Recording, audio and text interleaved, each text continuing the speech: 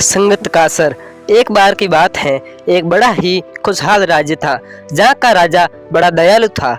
वह राजा अपनी प्रजा से बहुत प्रेम करता था, लेकिन उससे भी ज्यादा वो प्रेम वह अपने प्रिय खरगोश से करता था, क्योंकि वह खरगोश उसको उसकी पत्नी ने भेंट स्वरूप दिया था। खरगोश की सेवा में नित नौकर चाकर लगे रहते थे। उसके खाने पीने का बड़ा ध्यान रखा जाता था।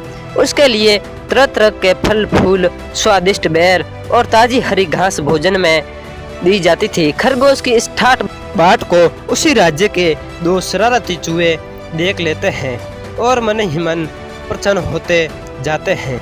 मौका पाकर वे चूहे राजमहल में घुस जाते हैं और खरगोश से प्रार्थना करने लगते हैं कि हे मित्र, हम दोनों को इस राजमहल के फल और फूल खाने दो। वैसे तो हमने कई वस्तुओं का स्वाद सका है, किंतु राजमहल का स्वादिष्ट भोजन कभी नहीं सका। कृपा करके हम गरीबों को एक बार व्यंजन का आनंद लेने दीजिए।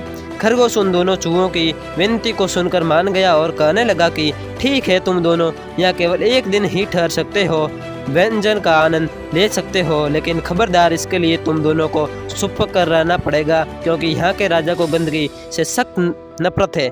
कुछ ही समय पश्चात सेवक फल फूल की टोकरी ले आया और खरगोश के सामने रखकर चले गए। जैसे ही सेवक बाहर गए, वे दोनों चूहे उस फूलों की टोकरी पर टूट पड़े और अपने स्वभाव अनुकूल सब कुछ तहस नहस कर दिया।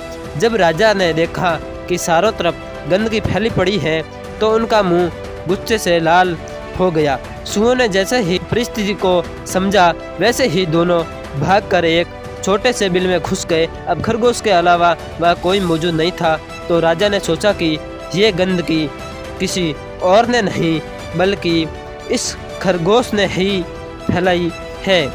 तब राजा ने उस खरगोश को बहिष्कृत कर दिया। मोरल ऑफ द स्टोरी, अपनी संगत को ध्यानपूर्वक सुने, क्योंकि कहा गया है कि एक व्यक्ति का भविष्य इस बात पर निर्भर करता है कि वह किन किन लोगों के साथ अपना सबसे ज़्यादा समय व्यतीत करता है। धन्यवाद।